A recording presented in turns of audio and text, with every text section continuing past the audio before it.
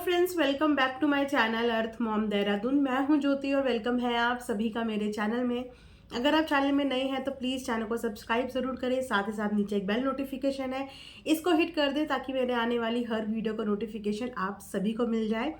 चलिए उसी के साथ आज का रिएक्शन वीडियो शुरू करते हैं। कुछ चीज़ें जो मेरे दिमाग में ना डे बाय डे क्लिक कर रही हैं। एक्चुअली क्या होता है ना कि जब तक हमें किसी चीज़ की आधी अधूरी इन्फॉर्मेशन होती है तब तक हम इतनी गहराई से चीज़ों को सोच नहीं पाते, लेकिन जैसे ही दिन बीतते हैं हमारे आगे से पहले एक लेयर क्लियर होती है, फिर दूसरी लेयर क्लियर होती है। इस तरीके से धीरे धीरे चीज़ें ट्रांसपेरेंट होने लगती है और हमें साफ साफ सारी चीज़ें दिखने लगती हैं।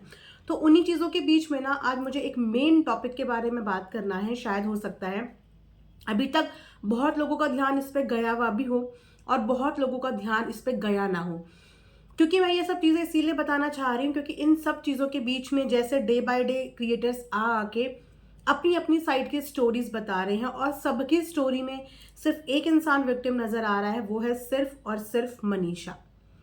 हर एक क्रिएटर जिसने भी अभी तक आकर के अपनी कहानी बताई है, हर उस क्रिएटर की वीडियो के माध्यम से हमें सिर्फ ये पता चला है कि मनीषा को बेवकूफ़ बनाया गया है और किस हद तक उसको बेवकूफ़ बनाया गया है। तो उन सब क्रिएटर्स की वीडियो के माध्यम से एक चीज़ें तो हमारे सामने बिल्कुल बिना किसी डाउट के क्लियर होती है कि मनीषा हर बार विक्टिम रही है।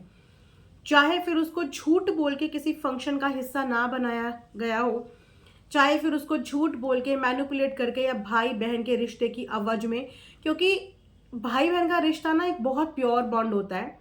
और अगर आपके माइंड में कभी डाउट भी आता है तो वो जो भाई बहन वाला कार्ड होता है ना, उसके आगे आप बोलने की हिम्मत भी नहीं कर पाते। अगर कि इन लोगों ने ये भाई बहन वाला राखी रक्षाबंधन वाला ड्रामा ना किया होता तो शायद हर कोई जो क्रिएटर अब बोल पा रहे हैं उस समय नहीं बोल पाए। क्यों? क्योंकि उस समय पे इन्होंने राखी का फुल ऑन ड्रामा किया हुआ था, जिस धागे के आगे हर कोई फेल हो जाता है और कोई नहीं चाहता था कि इस हद तक कोई सोच ले, क्योंकि राखी का जो धागा था ना वो उन लोगों को कहीं ना कहीं रोक देता था।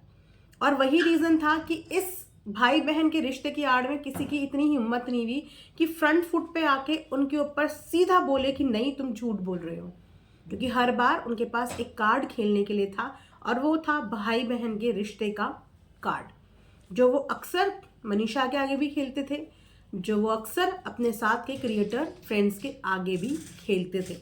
और इसीलिए किसी की उनके मुंह पे बोलने की हिम्मत नहीं हुई। इनफैक्ट मनीषा भी इसीलिए डंके की चोट पे मुंह पे नहीं बोल पाई, क्योंकि भाई बहन का रिश्ता बार बार उसकी आंखों के आगे ले आया जाता था। फिलहाल अगर आप लोग अब सारे डॉट्स कनेक्ट करोगे ना, तो जो इंसान मनीषा से इस हद तक नफरत करता हो, जिसने रील बनाना मना कर दिया हो, व्लॉग में आने के लिए मना कर दिया हो, इनफैक्ट साथ सोने क्वालिटी टाइम स्पेंड करने के लिए मना कर दिया हो, कि पिछले 1-1.5 साल से दोनों हस्बैंड वाइफ साथ में सोते भी नहीं थे, 2-2, 3-3, 4-4 घंटे की बात करते थे, रात रात तक बात करते थे, तो बीवी से कहाँ क्लोज होंगे, राइट? और जो सचिन जी थे वो अपनी पूरी ईमानदारी से अपना प्यार निभा रहे थे, पूरी ईमानदारी से उस रिश्ते की तरफ डिवोटेड हो चुके थे। और इन सब चीज़ों में कौन पिस रहा था? मनीषा पिस रही थी। अब मेरे दिल में ना सिर्फ एक चीज़ आ रही है कि जो इंसान इस हद तक मनीषा को नीचा दिखाना चाहती हो, जिनके लिए मनीषा उनकी ज़िंदगी का सबसे बड़ा कांटा था, उस कांटे को वो अक्सर अपनी साइड से निकाल के फेंकने की कोशिश करते थे, चाहे वो कोई क्रिएटर की पार्टी हो, चाहे वो कहीं पे भी हो, कि बस ये कांटा हमारे बीच में ना रहे, ये साइड ही रहे। टाइम टाइम पे आपने वो आकांक्षा जी की पार्टी में भी देखा, सरिता जी की पार्टी में भी देखा, और तो और खुद अपने मुंह से सचिन जी ने इस बारे में बताया भी कि मरने मारने तक की बात आ रही थी, मरने मारने तक की बात आ रही थी, किस हद तक मनीषा से नफरत करते थे। अब इस बीच में मेरा दिमाग सिर्फ एक चीज की तरफ ठनक रहा है, वो है मनीषा का मिलियंस का इंस्टाग्राम अकाउंट, क्योंकि मनीषा की बनाई हुई एक एक रील से प्रॉब्लम होती थी। मनीषा सैड रील क्यों बना रही है, मनीषा इस तरीके की रील क्यों डाल रही है, मनीषा की ये रील डिलीट करवाओ, मनीषा की वो रील डिलीट करवाओ। अब क्योंकि जो बाकी के लोग भी उठ के आए हैं ना, 2-2, 3-3, 4-4 साल पुराने, एक नहीं दो नहीं, 3-3, 4-4 लोग उठ के आए हैं, 3-3, 4-4 लोग इनके पुराने फ्रेंड्स उठ के आए हैं, जो इनके अंदर की जलन की भावना बता रहे कि इनके अंदर कितना कॉम्पिटिटिव बिहेवियर है इनका, इतना कंपटीशन इनके यहाँ कूट कूट के इनके अंदर भरा है कि ये अपने से आगे, अपने से ज़्यादा किसी को नहीं बढ़ना देना चाहती। तो इस बीच में मनीषा का जो अकाउंट है वो बहुत अच्छा ग्रो कर रहा था, मनीषा की रील्स बहुत अच्छी ग्रो कर रही थी। अचानक से मनीषा का इंस्टाग्राम हैंडल कैसे गायब हो गया? आप खुद सोचिए, अचानक से मनीषा का इंस्टाग्राम हैंडल कैसे गायब हो गया? ऐसा नहीं है कि इससे पहले कभी किसी के इंस्टाग्राम हैंडल गायब नहीं हुए, बहुत लोगों के गायब हुए, लेकिन सब लोगों के वापस भी आए हैं। अभी रिसेंटली अंजलि चौहान का भी गया था, उनका भी वापस आया। सिर्फ मनीषा का अकाउंट में बार बार अटैक करने का मतलब, मनीषा का तो कोई दुश्मन नहीं था, मनीषा का तो कोई दुश्मन नहीं था जो उसके इंस्टाग्राम अकाउंट को हैक करे या डिलीट कराए, सिवाय एक इंसान के। तब तक तो हमें वो भी नहीं पता था कि मनीषा का कोई दुश्मन है, लेकिन बार बार सिर्फ मनीषा के ही इंस्टाग्राम अकाउंट पे हमला क्यों होता था? बार बार उसी का अकाउंट क्यों डिसअपियर हुआ? और अब तो इतना परमानेंट तरीके से डिसअपियर हो गया कि आज तक भी उसका इंस्टाग्राम हैंडल वापस ही नहीं आया। क्यों? अगर कोई टेक्निकल फॉल्ट था तो वो फॉल्ट अभी तक रेक्टिफाई क्यों नहीं हुआ? आखिर इंस्टाग्राम अकाउंट मनीषा का गया तो गया कहाँ? क्या मनीषा से सारे सोशल प्लेटफॉर्म्स छीनने की साजिश चल रही थी कि कल की डेट में मनीषा के पास कोई प्लेटफॉर्म हो ही ना अपनी रोजी रोटी चलाने के लिए या फिर अपनी बात रखने के लिए? क्योंकि जो मनीषा का भी व्लॉगिंग चैनल है ना, मनीषा वाला, उस पर भी बहुत कम व्लॉग्स आते थे, और जो मेन चैनल है वो एक तरीके से सचिन का ही चैनल है जिसपे मनीषा भी काम करती है। तो देखा जाए कि मनीषा की कोई भी इंडिपेंडेंट सोर्स ऑफ इनकम थी ही नहीं। उसका एक इंस्टाग्राम था जो उसका अपना इंडिविजुअल अकाउंट था, इंडिपेंडेंट अकाउंट था, और वो अकाउंट भी अचानक से गायब हो जाता है। यानी कि मनीषा टारगेट लिस्ट में ऑलरेडी थी, उसके बाद उसको हैंड टू माउथ करने की तैयारी हो रही थी ताकि वो अगर अपने लिए कुछ भी स्टेप उठाए तो मनीषा के पास कोई भी सोर्स ऑफ इनकम आगे चल के अपने भविष्य के लिए बचे ही ना। मुझे समझ में नहीं आ रहा है कि मनीषा का अकाउंट कहाँ चला गया। मनीषा के अकाउंट में ऐसा कोई ग्लिच नहीं था, ऐसी कोई गलती उसने नहीं करी थी, और ना ही उसका कोई दुश्मन था जो उसका अकाउंट हैक करना चाहेगा। तो मनीषा का अकाउंट कहाँ गया, कैसे गया, और अभी तक वापस क्यों नहीं आया, और इस बात का बड़ा मुद्दा क्यों बनाया नहीं गया? मिलियंस का अकाउंट जाना कोई मजाक नहीं है, और अगर किसी का जाता है तो इंसान की क्या हालत होती है आप अंजलि चौहान की वीडियोस देख के समझ सकते हो।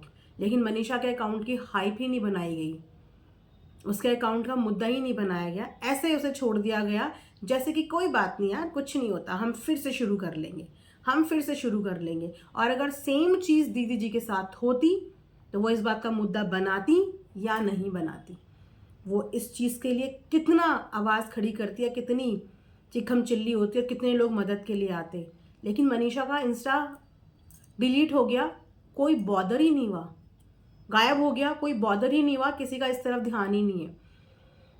हो सकता है कि ये भी प्लानिंग का एक हिस्सा रहा हो कि मनीषा का सोशल हैंडल्स में उसे कर दो ज़ीरो, मतलब कोई स्टेप भी कल को उठाए तो उसकी आमदनी हो जाए ज़ीरो।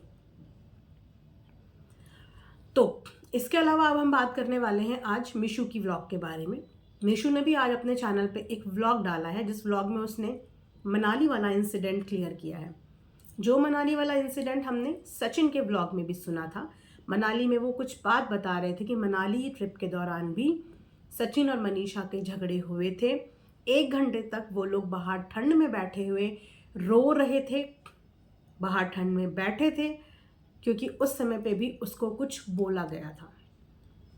वो चीज़ें भी क्लियर करी हैं आज मिशू ने कि मनीषा हमेशा की तरह जो उसे सामने दिखता था उसके साथ अपने दिल की बात शेयर करती थी, लेकिन वहाँ नहीं बोल पाती थी क्योंकि वहाँ पे भाई बहन, आप समझ रहे हो, अगर दोस्त का भी रिश्ता होता ना तब भी बीवी डंके की चोट पे बोलती, लेकिन भाई बहन के रिश्ते की आड़ में सब हो रहा था, इसीलिए किसी की बोलने की, उंगली उठाने की हिम्मत ही नहीं हुई। लेकिन कुछ चीज़ें जो ऑकवर्ड लगती थी वो शिकायत जिसको जो जहाँ मिलता था उसको करती थी।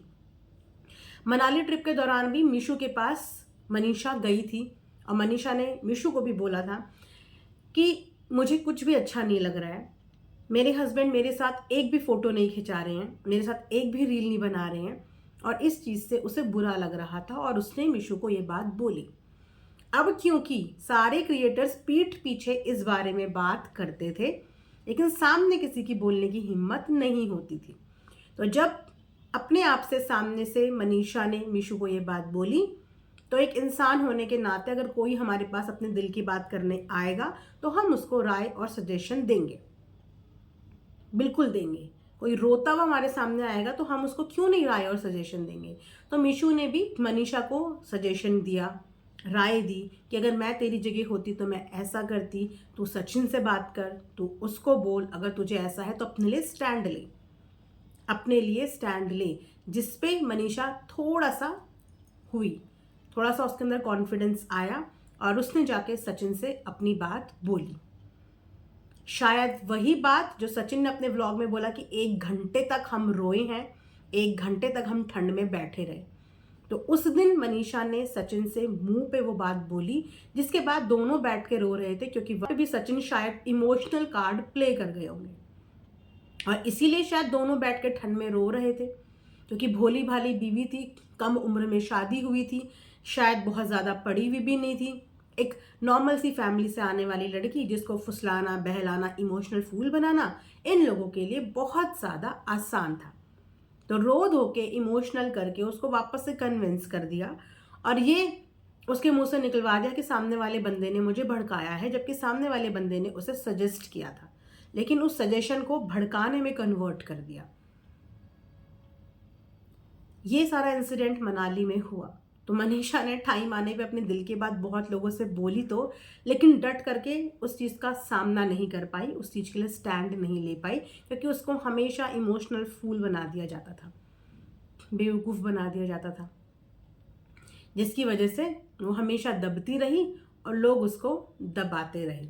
लेकिन अब क्रिएटर्स आके अपनी अपनी आप बीते जिस तरीके से बता रहे हैं, चलिए मनीषा का भी क्लियर हो रही हैं चीज़ें, मनीषा के भी आगे से पर्दा हट रहा है और ये चीज़ें उसे आगे के लिए मजबूत बनाएंगी। हाल ये है कि हम ऑडियंस की नज़रों के सामने से भी रोज़ कुछ ना कुछ क्लियर हो रहा है, रोज़ कोई ना कोई इंसान आके हमें एक नई कहानी बताता है, जिस कहानी को सुनने के बाद सच में रिश्तों पर से विश्वास तो टूट ही गया है, लेकिन व्लॉगर्स की दुनिया पर से विश्वास उससे भी ज़्यादा टूट गया है। मनीषा रोज़ अपनी वीडियो व्लॉग्स लेके आती है, कुछ बातें अपने दिल की कहती है, कुछ चीज़ें जो उसके दिल में चल रही है वो कहती है, क्योंकि अब उस लड़की ने बोलना शुरू करा है। शायद बहुत लेट बोलना शुरू करा, लेकिन जो ये 1.5 साल उसने निकाले हैं ना, ये फ्रस्ट्रेशन उसकी 2, 4, 10, 12 दिन में नहीं निकलेगी। ये फ्रस्ट्रेशन उसकी महीने भी लग सकते हैं, कई महीने भी लग सकते हैं, क्योंकि छोटा मोटा धक्का नहीं है। एक औरत इससे ज़्यादा लुट नहीं सकती अपनी ज़िंदगी में, और इससे ज़्यादा एक औरत के लिए दुख हो भी नहीं सकता। तो वो अंदर से फ्रस्ट्रेट है, यहाँ तक भरी हुई है और अभी अपने लिए स्टैंड लेना शुरू करा, और अब कुछ चीज़ों की वजह से जो ऑफ कैमरा हुई हैं, वापस से उसका मुंह बंद हो गया है। तो वो बोलेगी, वो तब तक बोलेगी जब तक उसका मन और दिल हल्का नहीं होगा, क्योंकि उसके ऊपर बीती है, और जिस इंसान के ऊपर बीतती है वो इंसान बोलता है, और उस इंसान को मेरे ख्याल से सुनना भी चाहिए, क्योंकि बोलने से मन हल्का होता है, वरना इंसान घुटता रहता है। अब वो सोशल मीडिया पे आके जो थोड़ी बहुत चीज़ें बताती है, इमोशनल चीज़ें कर रही है, क्योंकि एक व्लॉगर की ज़िंदगी में ना कैमरा उसके लिए सब कुछ होता है, क्योंकि उसने अपनी हर चीज़ें कैमरे के आगे दिखाई होती, तो उसके लिए कैमरा सब कुछ होता है। तो जब भी वो कैमरा ऑन करता है ना, उसके इमोशंस उस कैमरे के आगे निकल आते हैं। तो अभी वही टाइम पीरियड चल रहा है मनीषा की ज़िंदगी का भी, कि वो जो इतनी भरी हुई है ना पिछले 1.5 साल से, जो इतनी चीज़ें उसके दिल में हैं, जो वो अभी भी बोल नहीं पा रही है, लेकिन अपने इमोशंस जाहिर करती है। तो मुझे यही लगता है कि उसके इमोशंस को हमें फ़िलहाल जज नहीं करना चाहिए, क्योंकि उसके पास और कोई जगह नहीं है जहाँ पे वो अपनी बात बोल पाए या अपने इमोशंस रख पाए। वो अपनी ऑडियंस के आगे अपने इमोशंस रखती है, ताकि थोड़ा सा उसका मन हल्का हो जाए। तो अगर वो अपना मन हल्का करने के लिए ये सब चीज़ें कर रही है, तो आई थिंक हमें उसे जज नहीं करना चाहिए। इतनी ज़्यादा उसकी उम्र भी नहीं है, और उस उम्र से ज़्यादा उसने प्रॉब्लम्स अपनी लाइफ में फेस कर ली है। चारों तरफ से धोखा मिला है। एक औरत का गुरूर होता है उसका सुहाग, एक औरत का प्राउड होता है उसका हस्बैंड। तो जहाँ उसे अपने इतने करीबी रिश्तों से धोखा मिला है, तो अब वो अपनी ऑडियंस के आगे आके अपने दिल की बात करके थोड़ा सा हल्का हो जाती है, चाहे वो रोज़ इमोशनल व्लॉग बना रही है, रोज़ डेली में बोल रही है, क्योंकि इतने साल की भरी हुई है, एक दिन में चीज़ें नहीं निकलती हैं या 2 दिन में नहीं निकलती हैं। तो हमें भी गुड लिसनर की तरह कभी कभी सामने वाले को सुनना चाहिए। बोलते हैं ना कि कभी जवाब देने के लिए मत सुनो, चीज़ों को समझने के लिए सुनो। वरना जवाब देना हर किसी को आता है, लेकिन कभी कभी किन्हीं चीज़ों का जवाब देना ज़रूरी नहीं होता। किसी किसी चीज़ को हमें चुपचाप खामोशी से सुनना चाहिए। तो अगर वो इस वक्त अपने दिल की बात सुना रही है तो हमें खामोशी से उसको बिना जज करे हुए सुनना चाहिए। जिस दिन वो पूरी फ्री हो जाएगी अपने थॉट से, जो उसके अंदर चल रहा है उन चीज़ों से, उस दिन वो खुद वापस से अपने ट्रैक में आ जाएगी।